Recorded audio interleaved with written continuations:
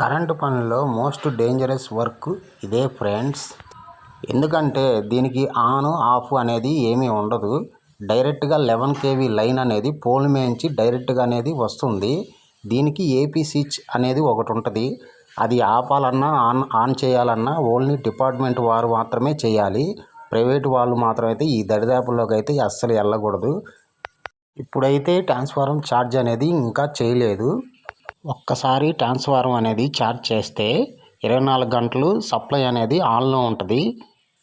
Electricians అనేది దగ్గరికి కూడా వెళ్ళకూడదు.